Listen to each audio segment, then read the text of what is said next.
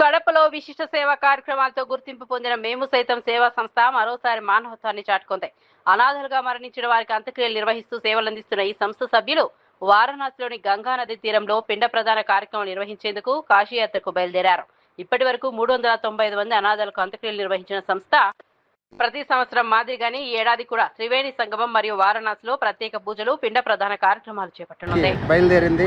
యమున పుష్కరాల సందర్భంగా వారికి అద్భుతంగా అంత్యక్రియలు చేసిన తర్వాత పిండ ప్రదాన కార్యక్రమం చేయడానికి అందరూ కుటుంబ సభ్యులతో బయలుదేరి వెళ్తున్నాము.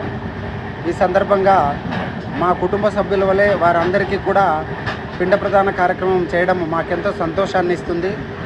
ఈ కార్యక్రమంలో మేము సైతం సేవా సంస్థ సభ్యులతో పాటు వారి కుటుంబీకులందరూ కూడా పాల్గొనడం ఎంతో సంతోషదాయకం.